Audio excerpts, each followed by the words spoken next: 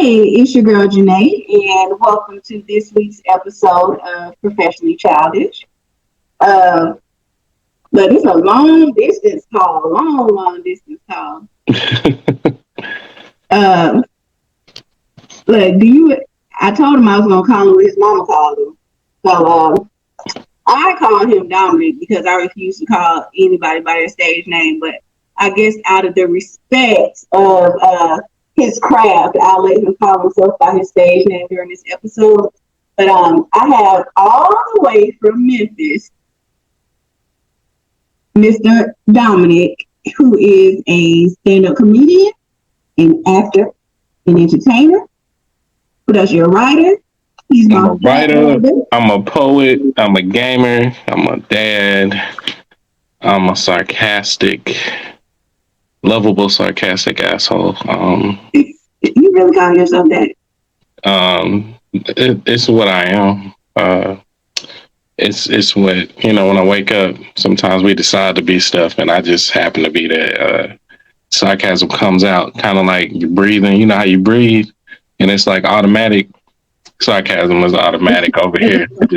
It comes out, and I don't be meaning for it to come out. But Look, let me turn this phone on. what the hell was it? You know, I got two phones. One for the plug. One for the main and one for the sides. I got you. You know. One for Uber Eats to one for Uber. But okay, so we got to add to your list. Can we talk about your fraternity involvement? Oh yeah. Oh. He is my frat brother and a proud member of Phi Beta Sigma Fraternity Incorporated. Yeah. He is the man in a part of the Off the Porch group, who I stalked during COVID because y'all are crazy. Thank you. Other than that, because I mean, like, you introduce yourself to us. Who are you? Well, that's part of what my stage name kind of reflects. I'm Eclectic Enigma for many reasons. Like a lot of times, either people want to put us in a box, or we put ourselves in a box. And I realize that everything that encompasses who I am makes me who I am, and because of that, I don't want to be somebody looked at as, oh, he does comedy, or oh, he's a member of Phi Beta Sigma, or oh, he's just a dad, or oh, he's a gamer, or oh, he's an entertainer. None of that. None of that is one of the things, like, because all of that makes me who I am, right? And sometimes people want to take one part of themselves and make it just be that's pretty much who I am. And it's like, no, I'm like a whole lot of stuff. I read books and all the things I love to do. So that's why I was like, man, I'm like an enigma out here. So I got eclectic taste and I'm an enigma. So that's where the name kind of came from with me. Even like growing up, types of music I would listen to varied. And you know how we black, so you listen to certain music. Oh, you trying to be white? Nah, this shit rock. Well, this shit good. This is amazing. And this is an awesome song. You just, so I've dealt with things like that my whole life.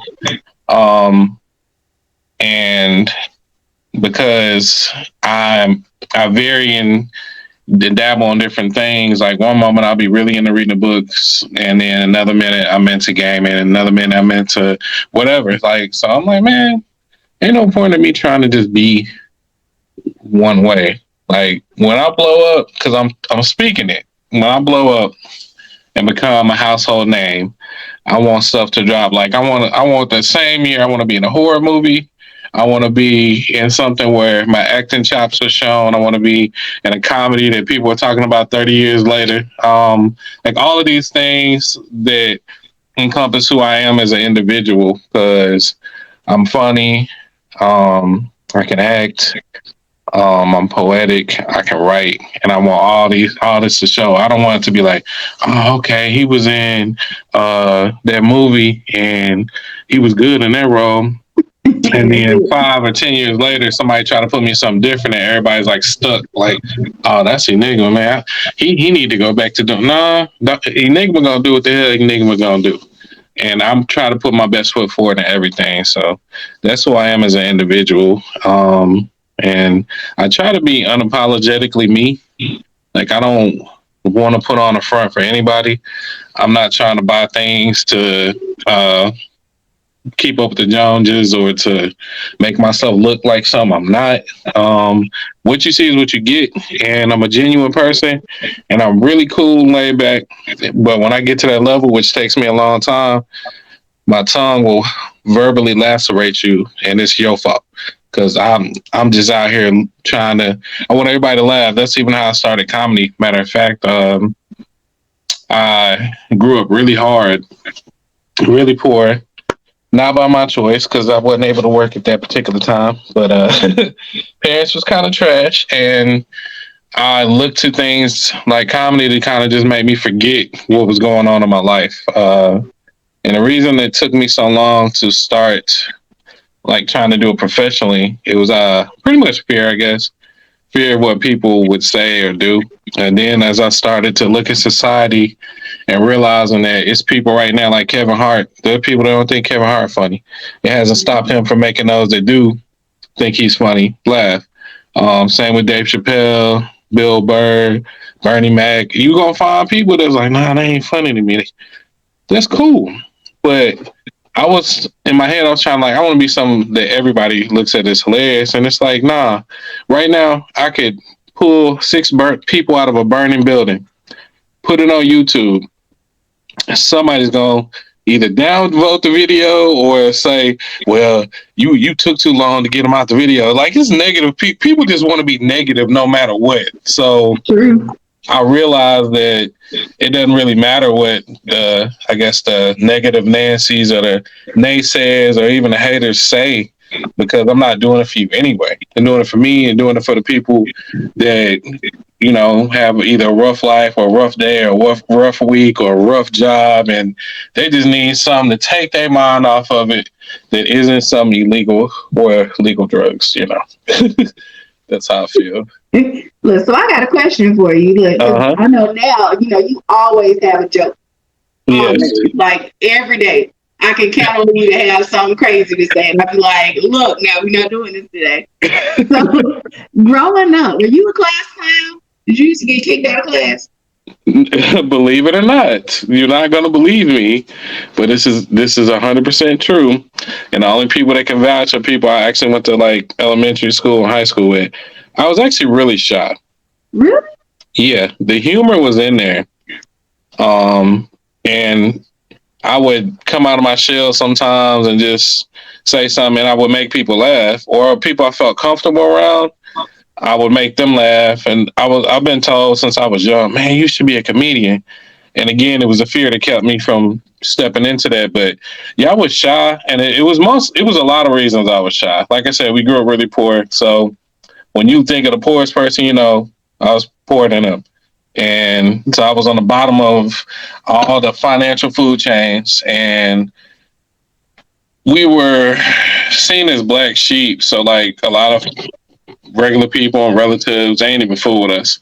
And it wasn't nothing that we did as kids. It was just my parents. They weren't the best of people. So everything about anything we did, it was, we were just looked at like, oh, that's them.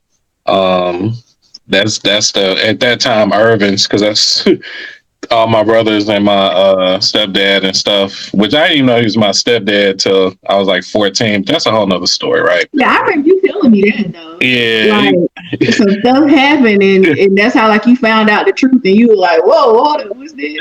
Yeah, because when I was younger, I was like, Mom, why's my last name different? She'd be like, well, I just wanted you to have like my maiden last name. And then I didn't think none of it because it's my mom. And then, you could, up until a certain age, you'll think your parents are either infallible or they're not gonna lie to you, or they sometimes even perfect, right? Which it's a kid mentality. Like, oh, my parents, they cool. But then as you get older and start to realize, and then that fabric starts to tear, then you realize, well, they're not perfect. And then sometimes, Yeah. unfortunately, like in my case, when you get even older and you find out even more, it's like, whoa, y'all trash. And that's kind of what happened. But yeah, they thought my real dad was dying, and they called me in the room and was like, hey, he's not your father. This is your real father, and they don't think he's gonna make it, and he wants to talk to you. Blah blah blah. So That's he a made messed it. up way to find out that's not your daddy. Like, Yeah, it was. But see, I was around 14, and again, I was shy, non-confrontational, um, and I just really wanted my mom, because growing up, I thought all the bad things were happening because of my stepdad, but that wasn't true, and I didn't realize that until I got older. But I just wanted my mom not to be upset because it's my mom, right? So I was like, oh, it ain't no big deal. In reality, it was. It's like, I asked you when I was younger why my name was different. You didn't tell me. And now because he's dying. And then in my head, I'm like, wait a minute, I got a whole real father, and I'm in this mess, and he ain't came to get me. So we communicated for a little bit.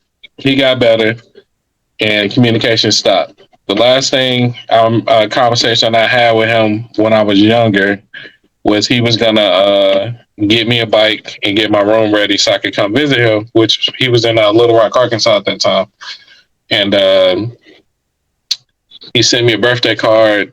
And you know how some cards have an insert with like you have the physical cardboard, on the inside you might have paper that folds with the card and you can write stuff on it. So he gave me a card like that, but where a person would have normally written, it was cut out. So he gave me like a used birthday card with my birthday. what? I'm like, damn, I ain't even worth yeah, it was a used birthday card, because there's no other reason that Why is just it cut that out section to be cut out, because that's the way it would have wrote. And he wrote in the same spot, but it was just actually on the on the cardboard card? On part. the card. Right. So, and then he spelled my name wrong. And it You put a K on the end. no, he put Dominique. No, he named you Dominic. Okay. Mhm. Well, I guess that's what he thought my name was. But yeah, so even starting at an early age, like, damn, I ain't even worth a real birthday card. Then you don't know my name. I feel like a one night stand.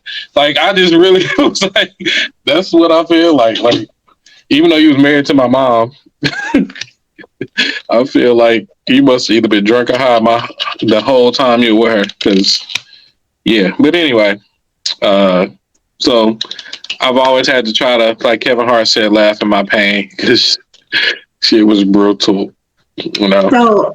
So I'm gonna change the direction of this whole interview because I really I have a question now. Okay. And it's one of the questions I was gonna ask you. I was gonna ask you about later on. You referenced Kevin Hart, and I know Kevin Hart. One of his headlining tours was "Laugh at My Pain."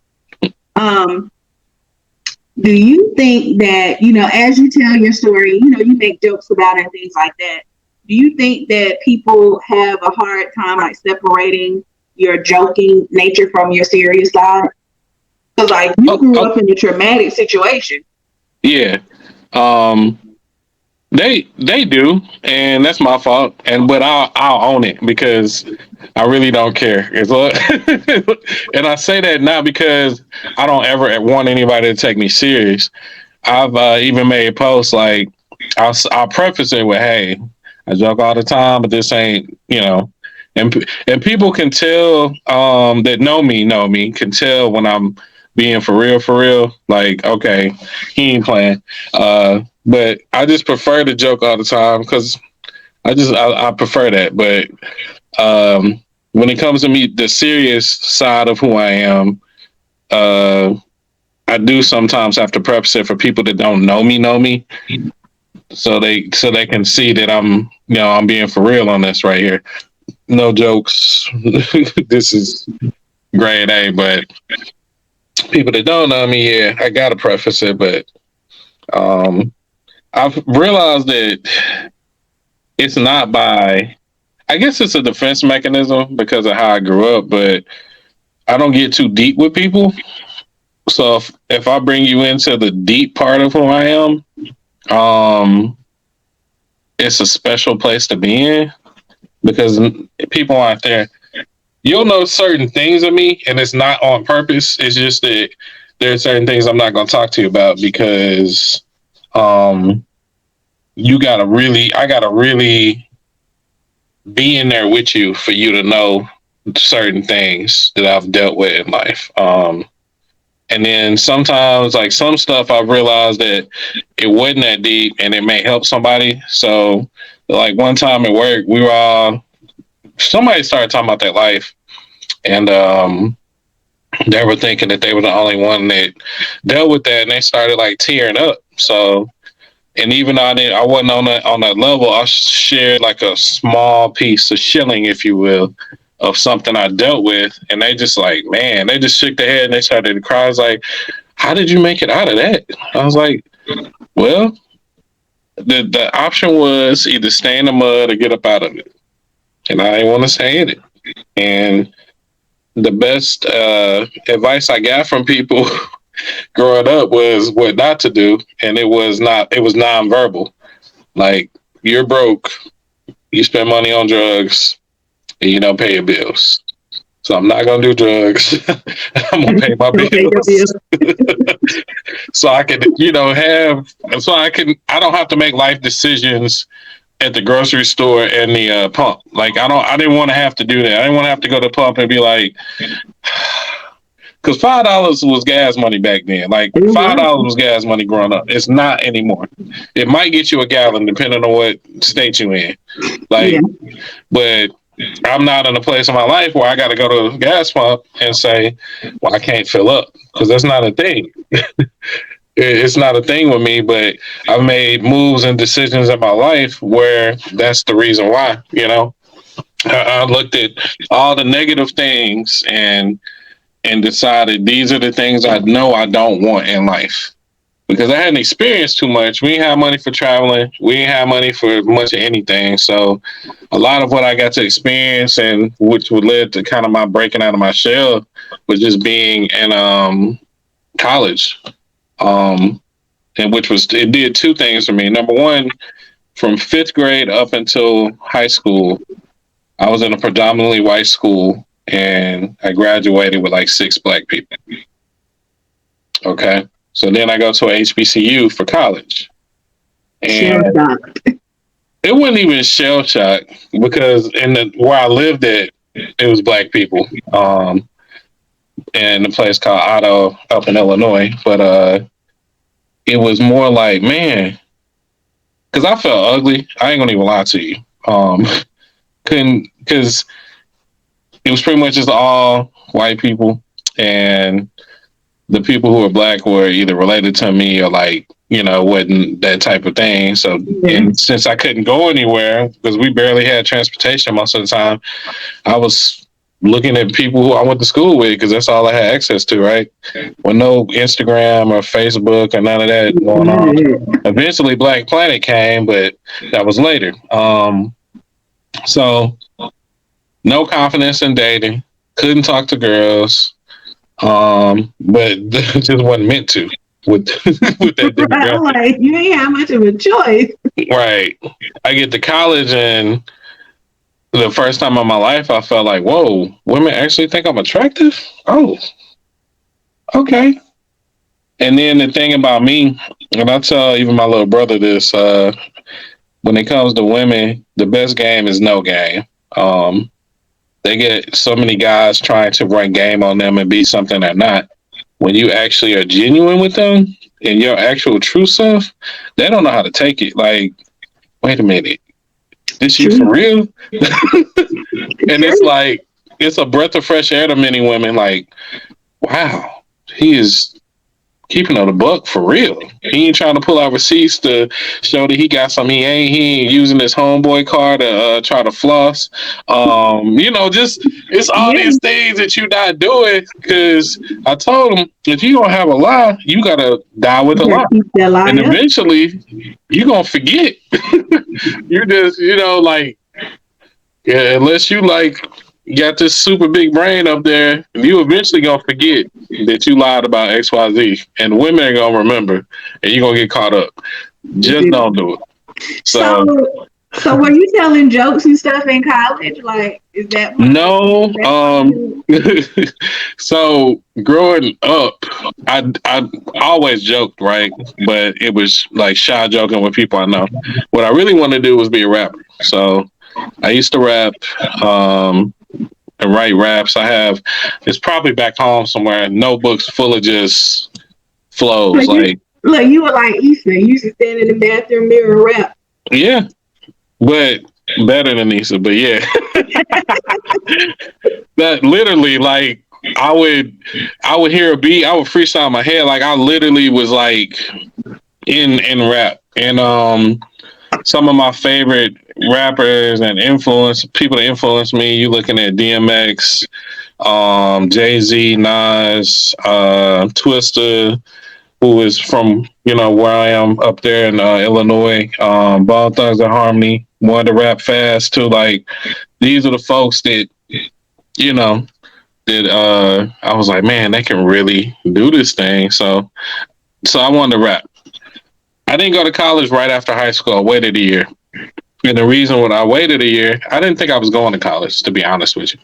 Cause you were gonna be a rapper. No, it wasn't even that.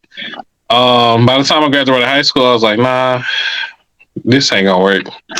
Because I realized that I was rapping about things I was not living and doing, and I told you I try to be authentic. So I You, wouldn't. I was like, I ain't no gangster rapper because I'm not a gangster. So I so what just, did you do in that year? That year? um, like I said, we were poor, so I worked at a place called Kmart Warehouse, got a job there, and was trying to help the family out. Okay, no, I thought you were like you weren't rapping about what you were living, so you just gonna go out and be a gangster. I was waiting for No, no, no, no. okay. Again, I looked at what other folks were doing and robbing and stuff. Nah, that. So I worked at Kmart Warehouse trying to help my family out, and my stepdad was on crack, so I saved enough money to buy a car. It was probably the best car we had my whole existence. But because we didn't have a vehicle, it became like the family vehicle, which is, whatever. I wasn't on the streets and all that kind of stuff. I wasn't dating anybody. So all I was really doing was going to work, and I love movies. So I would go to movies here and there. And I still hooped a lot at that time because I used to hoop every day, believe it or not. Anything to get out of my house, but I love basketball. That's what I really wanted to do. I wanted to be a rapper and a basketball player. So it didn't work out because our coach for basketball was trash. I didn't even get picked to my senior year on the team.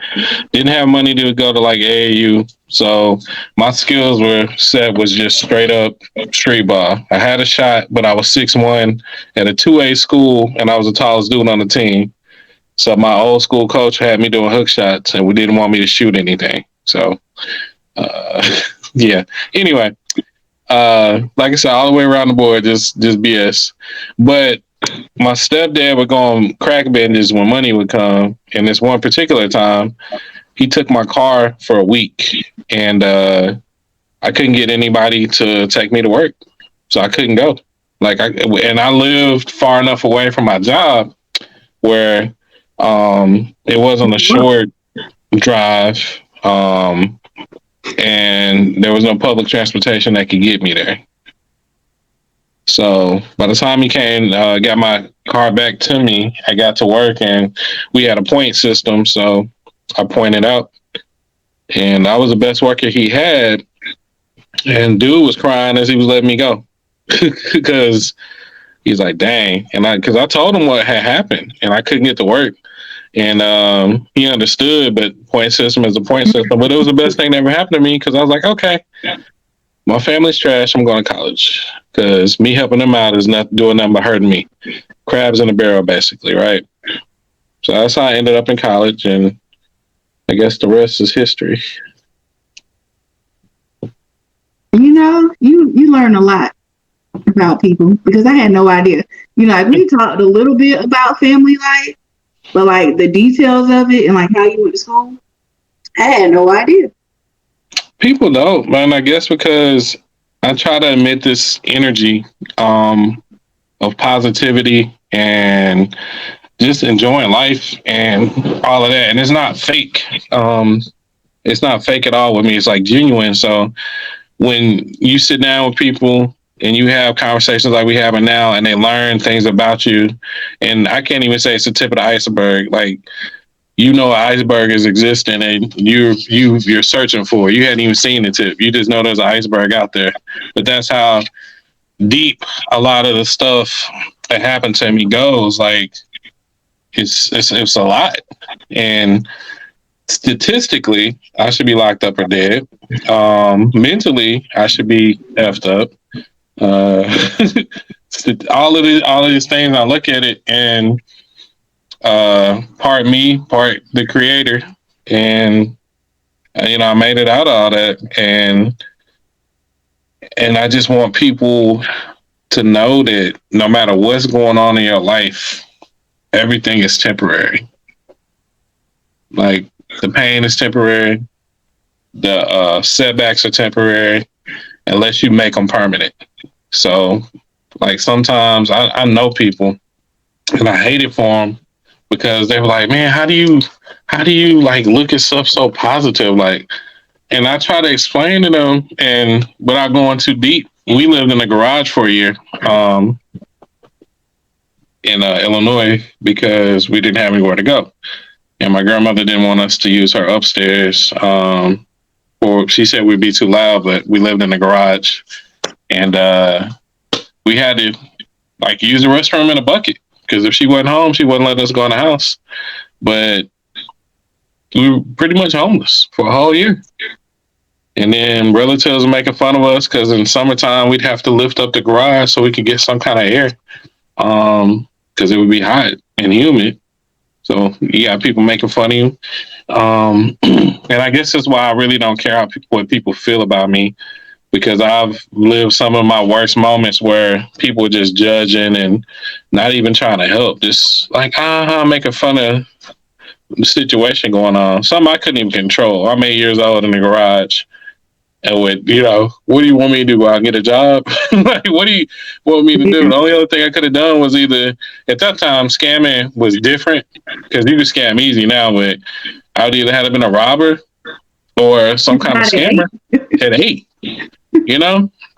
Couldn't hustle because I ain't had nothing to hustle. Yeah. So, but I've lived some horrible waves, dealt with some horrible things, and every day, I would just like, it's gotta get better. And eventually it did. And I realized that me harping on my situation, at 8, 9, 10, 11, I can't really change it. But as a grown person, you can. If it's an individual that's making you feel the way you are, you need to remove them individual from your life. And it's gonna hurt. It could be somebody really close, but your peace is the most important thing you have besides your health. Your peace. And if something is disturbing your peace, it's got to go. I don't care what it is. Family, mom, dad, uncle, cousin, and even your children. And I don't mean kill your children. I mean your grown children, and you still trying to baby them. You gotta let them. You gotta let them go. And a lot of times we keep these things that are disturbing our peace in there. Because like even right now, I got 2 brothers still at home, Illinois. One's in, I guess it's ICU. I don't know. He's on a respirator, and the other brother is at home, and my mom's at home. But they've made a decision to live the way they Oh, I think you're muted. Unmute yourself. Hello? Can you hear me now? Hello? Hey, hey. Can you hear me? Hey, hey. Let's see. Technical difficulty. Okay, talk now. Okay, can you hear me? I can't hear you. Hold on. Hello, hello, hello, hello, hello. Big booty girls, get with it. Okay. So we're back recording. I have no clue on what happened. I feel like the platform was like, yeah, y'all shut up. Don't share this story. But we're back. You were talking about how you try to exude positivity and make sure that people have a positive outlook because of everything that you went through, and the fact that coming from that, that trials don't last always. So Yeah, and I think we all have choices, and sometimes we feel like we don't, but we do. Like, you can harp on the negative things in your life, or you can just think positive.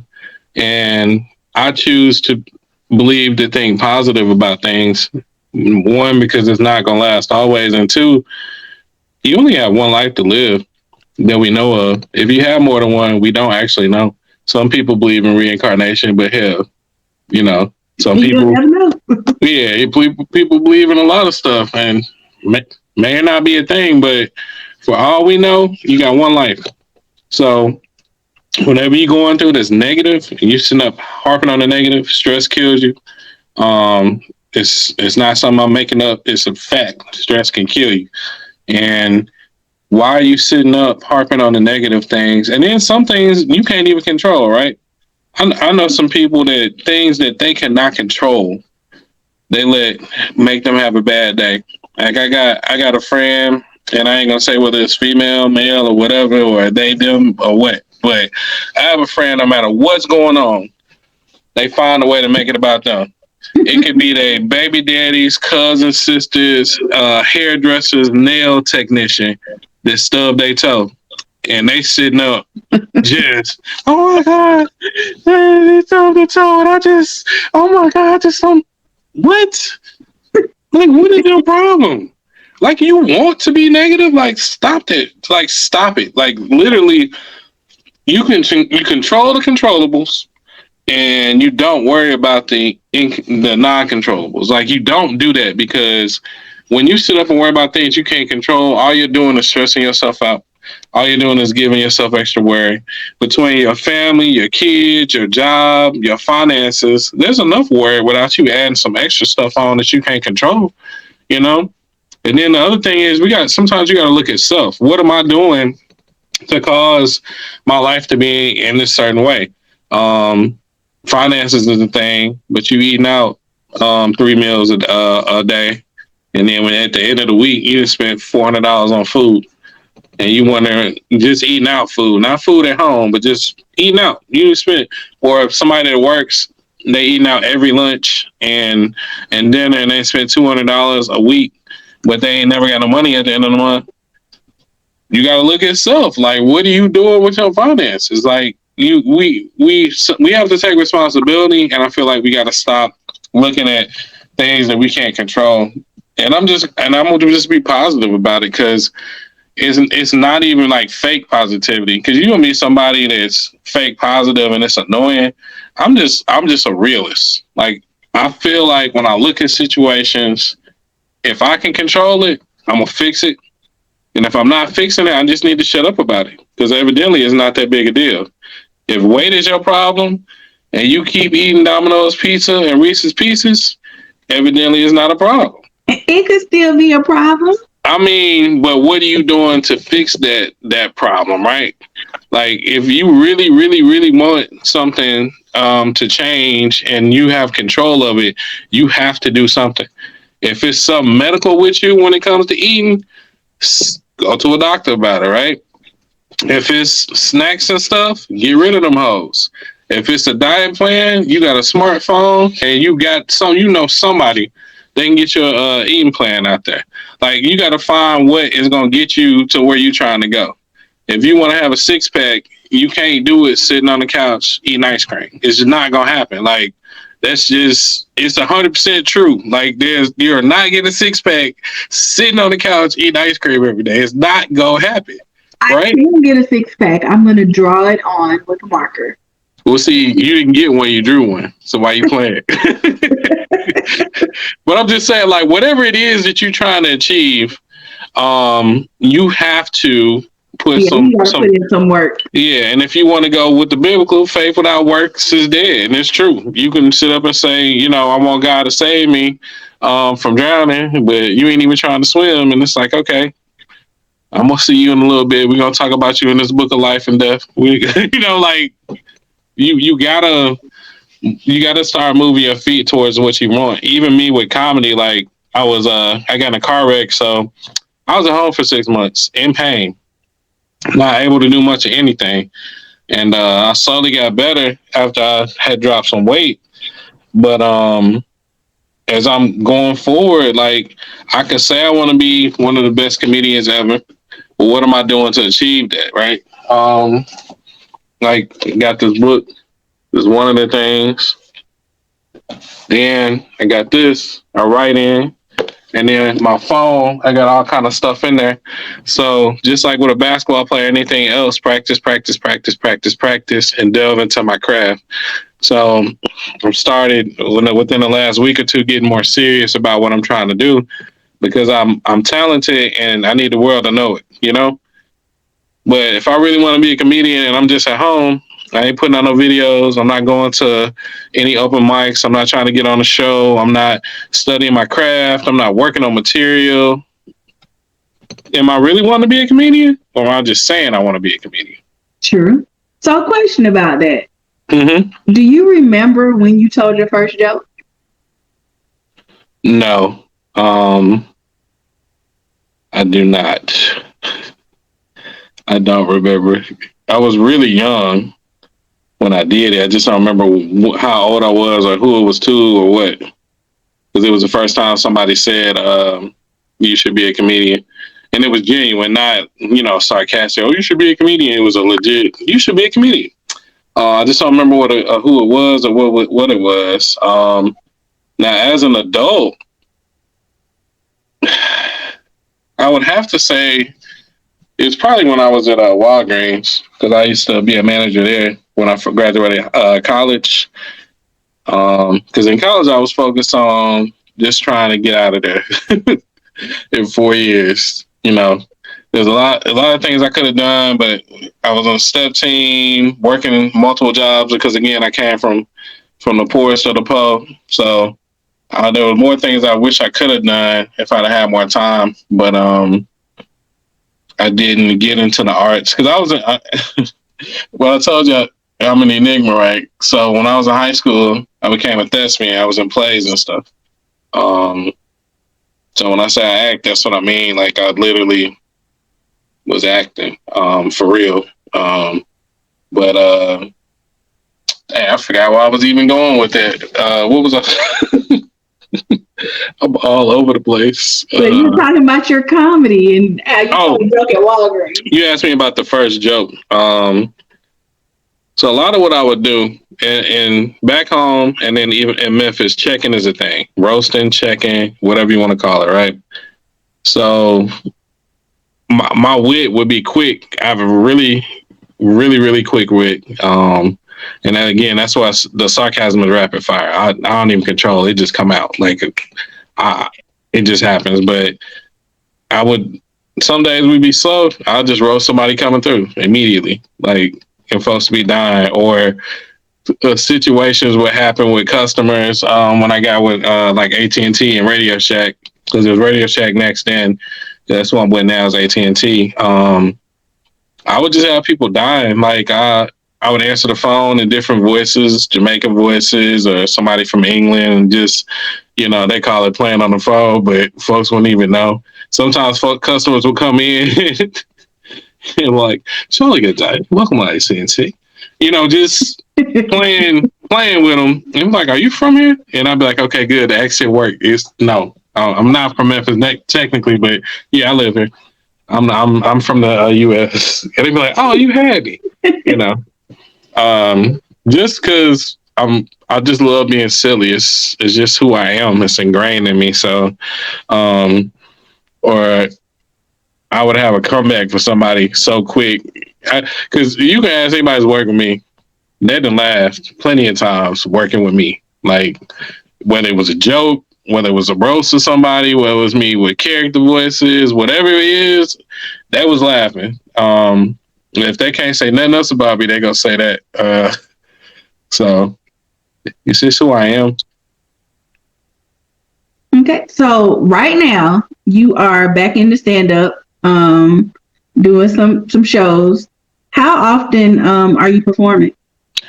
So my goal is to perform 4 to 5 nights a week somewhere. Um, that's my goal, right? My goal is by the end of the year to have some cities lined up to go that aren't in Memphis. Yeah, Atlanta's close, and I know some people. Arkansas, Kentucky, just some surrounding states, and then almost spiderweb it out. You know, start small, and then that's my goal. So I'm trying to get back on stage more, record some more of my stuff, so more people can actually see it because they see my skits, but I hadn't seen much stand up from me. Right. But I do both, so they need to be able to see. So, right. So do you think that and I know right now you're in Memphis and the comedy scene there, how is it? to be honest with you, it's like clicked up. You got the old school people who want to gatekeep. You got some new school people who have clicked up. Then you got some school people that want to break the mold. A lot of comedians actually come from like the Memphis area, but they go to other states to make it big. And part of that is because Memphis is a smaller city, smaller major city. Another part of it is folks don't want to support you till you get on, right? I'll never forget this in my life, but I got a cousin and he send me videos of folks all the time. Would never share my stuff, right? So one day I get an inbox from him and it's a video of mine that he shared to me. He didn't know he was sharing it to you? Nope, he didn't know it was my video. So I was like, cuz, why are you sharing my video with me? And he never did say nothing because he was embarrassed. Like, folks will not share my stuff. It used to be folks about, oh, your profanity, but the same people would share something from Kevin Hart or Martin or Mike Epps or whoever that use the same stuff. These same people would show clips from these TV shows or movies where folks is cussing and all that. So it wasn't that. What it is people see you at a certain level and they don't want you to be past the level they at. Because I've gotten more love from people I don't know compared to people I know. And everybody I've met in this comedy game will tell you it's going to be the people you don't know that'll do it. Because that went viral with different stuff. Like there was this white girl crying. For some reason, I can't remember what it was, but I made a post about her. Oh, it was Wizard of Oz, the Wiz. They were talking about black people stealing everything from them. So I made this post and the shit went viral. Somebody even wrote it up but folks didn't know I did it, except like the media people that fooled me on the comedy game. And I went viral with some other things. Nothing that has made what I do lucrative yet, but folks, they quick not to share something I do, even if it's funny. And then the real is flattering and pisses me off at the same time is when I make a post and somebody won't like it or share it. They'll just copy the shit and repost it. It really, like, I started deleting people for doing that because, like, look, you trying to be Facebook funny. I'm trying to be real life funny. You ain't giving me no love, no way. You ain't got to worry about saying no more posts from me. Because it's just like, It's disrespectful. Like if you see something from me, 9 times out of 10, it's gonna be an original thought from Eclectic Enigma, and if it's not, I'm trying to credit who it came from, and the reason is I want folks to get credit for what they're doing, right?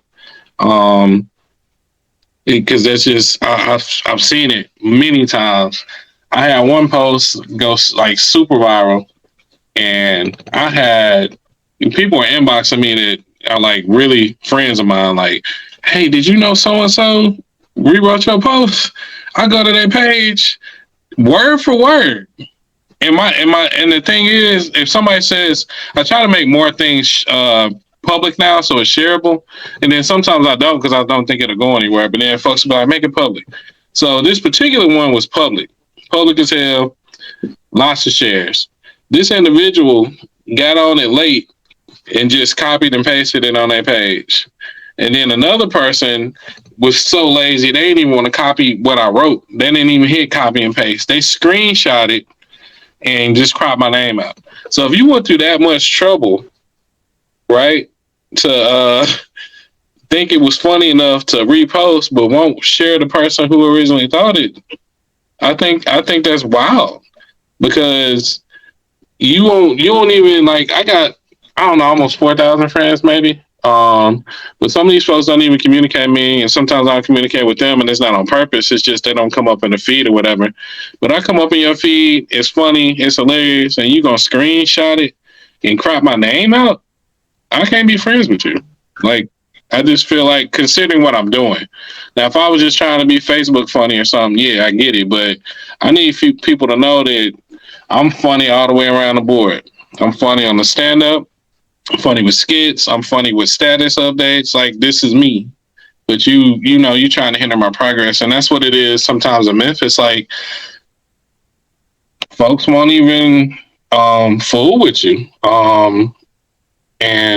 But there's a lot of love, and some of these newer comics are they're trying to change the dynamic of that. Like, they realize these old folks didn't make it to where they want to be, so they trying to prevent other people from doing it.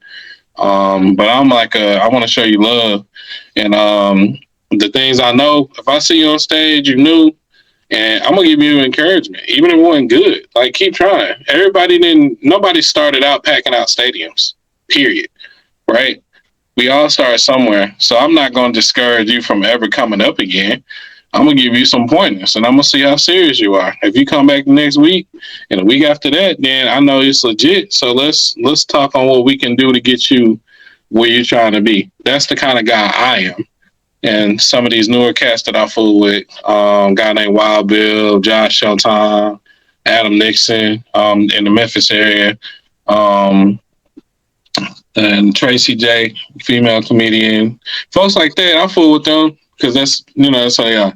And if I feel like if we could all do that, we can all get to where we're trying to be a lot sooner, instead of you just trying to make it on your own and trying to keep somebody else out of the limelight because you scared you ain't gonna get yours.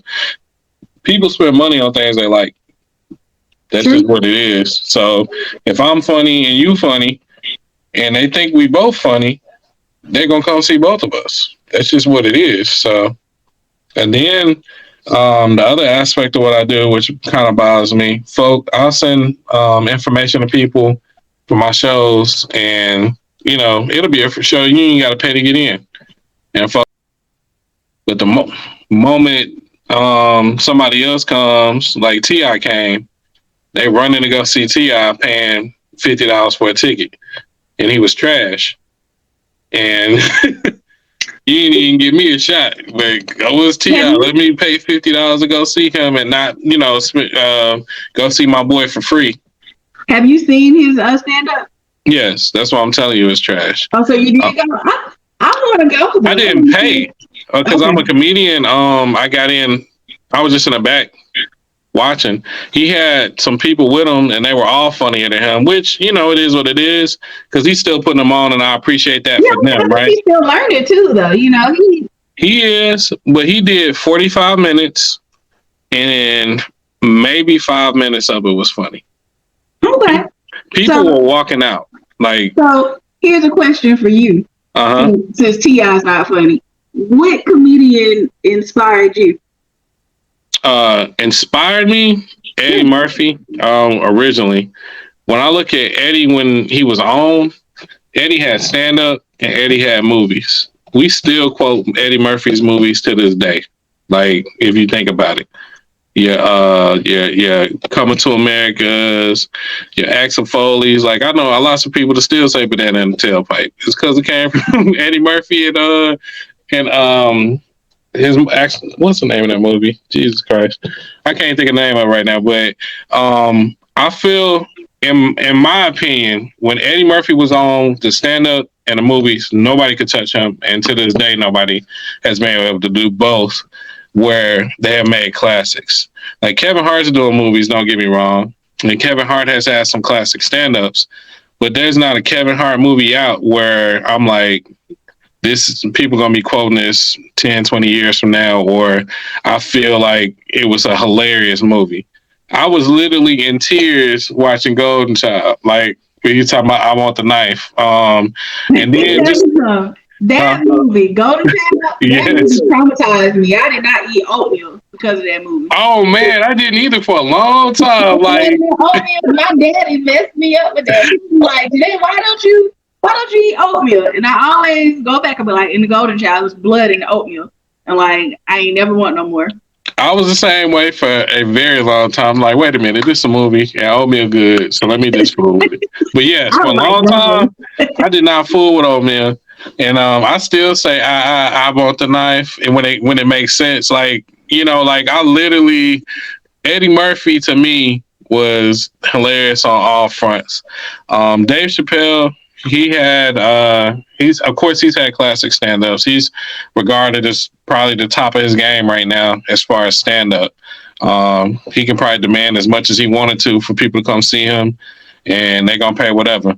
He's controversial and all that, but even on the movie tip, like you got Half Baked, which is like a cult classic, but that's it. Yeah, that's you it. know, when it comes to him and like classic movies, that's it. I'm trying to think of who else out there that would be. Chris Rock made movies. He's not funny to me at all, by the way. Not at all. And after I saw the video of him letting some white dude say the N word, and he was just with them cracking it up. I was very glad that Will Smith smacked his ass. I'm just gonna say that. But so in his defense, I do feel like he's socially awkward. And so a lot of stuff he kind of like because of that, he just feels a little uncomfortable doing stuff. No, have you seen what I'm talking about? I have not seen what you're talking about. I'm gonna send it to you, and I want you to watch it because Jerry Seinfeld was in there, and he's like, I don't feel comfortable with anybody. With y'all saying that N word, like that word, and he was the only one that said anything. It was Chris Rock, Seinfeld. I can't remember the other two's name, but I'm gonna send you the video. I want you to watch how comfortable he didn't look. You know how if you could be uncomfortable in a situation, make a face or a body movement. I could tell by your movements that you ain't rocking with it. Yeah. Yeah, none of that was that. Wasn't it. It was like, And I was like, all right, Pookie, I'm through with you. Look, so totally unrelated, but I feel like, look, you already know what I'm about to ask you. Totally unrelated, but it is related because you're in Memphis, and I gotta know before we end this, you know what it's about. So, if any of my followers, y'all know, I love Mr. Chimetime. And I've been to Memphis like several times. And I have not, of course, you never go to like a little hole in the wall joint for some reason. And y'all, let me tell y'all something. I got a story about Dominic and my time in Memphis. So let me tell you this. My friend left me hanging, y'all. I was in Memphis. It was my friend Keisha and I. We were in Memphis. We went to a concert. After the concert, we are starving, and we realized like Memphis shuts down at like 11:30, 12 o'clock. Like nothing open. So I'm on Snapchat and I'm crying. I'm like, oh my God, I'm so hungry. All I want is a grilled cheese sandwich. So Dominic comes and he's like, yo, I got y'all. Let me know, let me know what y'all need. So I'm like, I would take a grilled cheese sandwich from your house. I don't care. Just help me, right? And so here we are, two little black girls on the streets of Oh my Michigan. god. And we had to eat insomnia cookies at 2 o'clock in the morning. And then Dominic comes back and he responds at 11 o'clock the next day. And it's like, yo, I was asleep because I had to get ready for church. I was like, but I was starving. I was famished. But See, then, nope, I ain't gonna let you defend yourself yet. But then, after I watched Mr. Chimetime's reviews on Memphis food, I was like, you know what? I might have been okay. Because let him tell it, Memphis food is trash. How do you feel about it? are you finished? Are you done? I That's ain't all I'm done saying. yet. I'm done. But how do you feel about those reviews? Because So I'm rolling. I actually flamed his ass up. That's how I felt about it. You Oh, could probably find. was that you that sent the message to him that made him do the other commentary? Like somebody inboxed me and went ham on No, me? Oh, okay. I didn't do no inbox. It wasn't. I don't do sneak. I'm putting it on the public platform. He put a video out. Well, he put multiple videos out, and to see the places he were going. These aren't places like Black Memphians go. He said he got them from Black Memphians, but he did not. First of all, he went to like Genghis Grill, which is not a Memphis place. It's a chain, and it just happened to be one of Memphis. So he was like saying Memphis food trash, like that's a Memphis staple, and it's really not. It didn't start in Memphis. And then he went, so, okay. So here's the deal. And I know you're not from Memphis, but I've been to Memphis now, like maybe 4 or 5 times. And so, like, I've gone to some of the Memphis places. Like, I went to Central Barbecue, and I went to one downtown. What, you went to Rendezvous? No. Oh. The Central Barbecue that's closer to downtown. Oh, okay. The one that's like by the Lorraine Motel, that one. I've been to what is it, One and Only? Yeah. I've been there. They all right. They got some good barbecue nachos. I've been to what's the other one? What is it? Corky, something like that. Yeah, you got Corky's, Central. But so those are the. You still had like none of those are the ones I would tell you to go to. The top one. I mean, if you would respond when people, call you. You know what? Look, my bad about the grilled cheese, and I didn't know you had been like 5 times. So I guess you was like, I ain't gonna hit him up no more when I get to Memphis. Right. But do better, so I can get you some good places. Because the place you go is black owned. It's Cozy Corner Barbecue, or you can go to Payne's Barbecue. Okay, but now he did. He reviewed those places. He finally did after he went to all this trash. Like nobody black and white people with taste are never telling you to go to Rendezvous when he went there. Like, and we definitely ain't telling you to get the ribs. Hell no. If you want to be like get some great ambiance and get like wasted, go to Rendezvous and then get some nachos. That's it. Like nothing else there. You want great barbecue? You go to Cozy Corner or you go to Payne's Barbecue, or the barbecue shop. One of those three. All two. I know for two of them for sure are black owned, which is Cozy and Barbecue Shop. I think Payne's is too. But then I can't remember the wing spot he went to, but no, the one he went to, hell no. But people fight over wings in Memphis, and there's a lot of wing spots you can definitely go to. You got Crappie's, you got Mr. P's Buffalo Wings, you got BJ's wings. The new place, Wing Guru, is high, but they pretty good too. But for the price, I wouldn't go to them. You got All Star, you got all these great wing places, and the one he went to, I can't remember what it was, but I don't know. All I know, he said the sauce was mid, and I was like, yeah. And the barbecue places you told me you went to was mid. Like, yeah. So, but if you want great, you gotta like. I told him I don't know who gave him the list of stuff because he went somewhere else that was another chain place, and I can't remember what it was. I was like, bro, that's not Memphis. Like, I don't know who you talked to, but that ain't it. One of the staples, and I don't like the place, but Memphians love it, and it's called Dixie Queen. That is a Memphis staple. And Oh, but don't they serve fried chicken too? yeah, they got chicken and burgers and stuff. Okay, I had chicken from there. Now I'm not a fan of Dixie Queen, but if you ask Memphis folks, like people born and raised there, they say, "Man, Dixie Queen is a business." Then you tell them which Dixie Queen you went to, like, "Nah, you got to go to this one." You gotta So I'm go to like, the bro, other one. it's like 10 Dixie Queens, and you telling me only two of them is the one I go to, but it's the business. What it is y'all drunk and high. It's the only place open at 2 in the morning, and that's what y'all love to get because it's. Hold on. So you mean that was open at 2 in the morning and you ain't tell us? Huh? It stays open till 2 in the morning? I actually don't know. I think so. Let me look. Don't I'll be look it up. Googling it now because I don't need it no more. You needed it back like a year ago when you were Well, hungry. see, I wanted you to be safe, and I was safe and starving. nah, the ones that they're saying go to at those times, you do not need to be there. I'm just gonna be honest with you. You know it's not good if it's not the hood. Well, I mean, there's the hood, and then there's like the This knob. is Memphis hood. Y'all hood, y'all got like real gunshots and Right. Somebody got shot last week at the Dixie Queen. Just I want you to go home how you came. You know. So next time you come, let me know, and I get you to some good places. But yeah, Child Time. He redeemed himself with Cozy Corner, but up until then, I don't even remember what I said, but I flamed him up.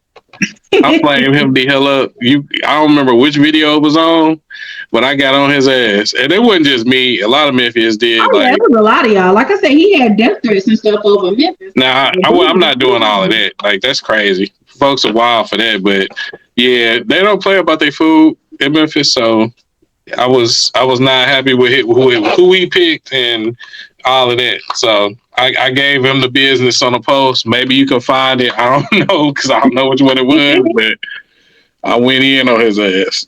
Okay, so look, we're about to wrap. But Okay. if you notice, have you watched any episodes yet? There's only one. You need to go watch it. Of this one? No, not yet. But I've seen episodes It before. just dropped last night, so you're forgiven.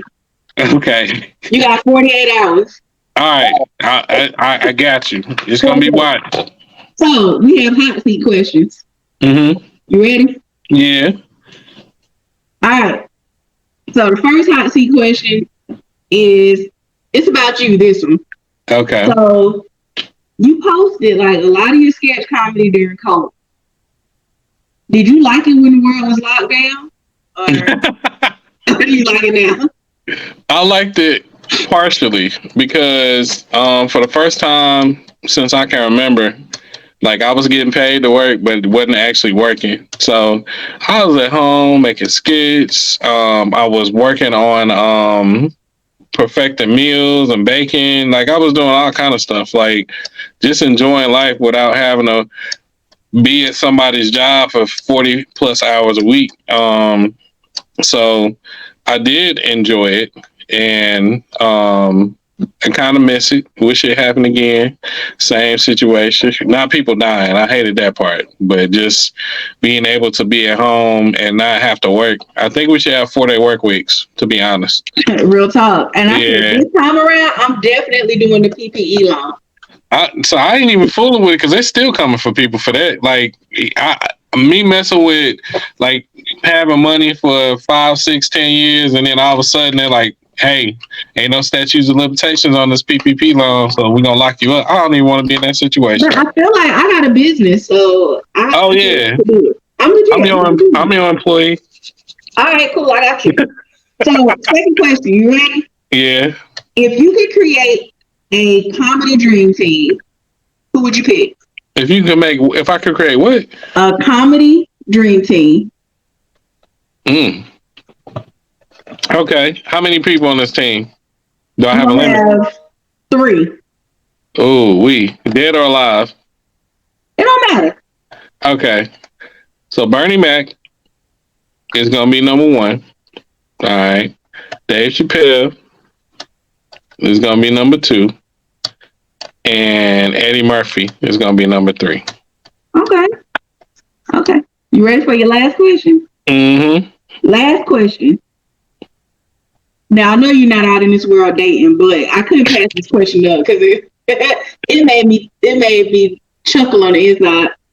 So if you were out on a blind date and you met this woman and she was everything, and as you're talking to her, you notice she was missing teeth. How many teeth could she be missing before you'd be like, nah? It depends on where they are and how many. So if she's missing the fronts, that's some drug habit, and I ain't even fooling with that. Now, if it's a couple side teeth missing, those can be replaced. But I need to know why, because I mean, is it you're not brushing? Because that's a hygiene issue, and that's a no for me. So yeah, it would depend. Like if the fronts are gone, I'm probably done. Because why you out in public with the fronts gone? Like it only had to be two. One, it could have got knocked out, but you ain't got a bunch of them knocked out. Yeah. And then if they smiling too big, and I notice it right away, it's probably a wrap too. Cause like, why you smiling that big? You missing 4 in the front, and you up here smiling like you got a whole set. So, like, your smile pretty, right? So if you was missing some teeth, I'm like, nah, you need to be like, listen, look, I'm so excited to say I have all my teeth and my side teeth, and they're all mine. Mm-hmm. Me too. All my teeth. That's look. Once you pass 40, that's a big deal. Mm-hmm. Like, it's real talk. So before we go, you got to drop your link so people can follow you. Okay. You know, I'm gonna put it in the in the promo, but still, drop your links for us. So it's Off the Porch group on every social media. So you talking Twitter, TikTok, YouTube, Facebook, Instagram, TikTok. You can follow Off the Porch group on everything, and that will get you to me. My social media is Eclectic Enigma 1. But even if you put it up there, some folks still not gonna be able to replicate it, and so I've had problems with people being able to say Eclectic Enigma, and I mean it is a tongue twister. You know what? I'm a tongue twister, so I've wanted something to twist the tongue. I just want it to be that way. But it's who I am, huh? Difficult. Yeah, difficult but amazing. What future gigs do you have coming up? You got something tonight, tomorrow? So tonight I'm just going to an open mic at the Comedy Joint. Every Thursday they have an open mic, so I'm hitting that next Thursday. Yep. Okay, cool. Good deal. Yep. So yeah, my goal is again to hit as many stages as I can and network as much as possible, and make this dream happen sooner rather than later, because I'm ready. So yeah, I'll be there this Thursday. And beyond that, and next Thursday, next Tuesday, I'll be at High Tone. Monday night, I'll be at a place called B-Side. So I'm trying to let everybody know where I'm going so they can either pop up or something. Exactly. So make sure when we get off here, you send me your stuff so I can promote you. Okay. I appreciate you. Hey. Any final words? No. I just want to give you some encouragement to keep doing what you're doing. I look forward to you being, I won't say the next Oprah, I'll say the first, hey. I'm here for it. Thank you. Yeah. Because you're unique. You got a nice little voice with you. You don't sound like Bernie Mac or nothing. So it's feminine energy, but it's got some muscles to it. So I like it. And I just like how you got your interview going. So I appreciate you even taking the time to fool with your boy on this. And I just look forward to watching you grow. Thank you. Look, thank you so much. I appreciate that. No problem. I'll see you on Instagram. Okay. Everybody out there, y'all be blessed. Thank you for tuning into this episode. You can follow me at Jinea Nikole on Facebook, Professionally Childish on Facebook, Professionally Childish 1 on IG and on TikTok. So y'all be blessed and have a great week. Yeah.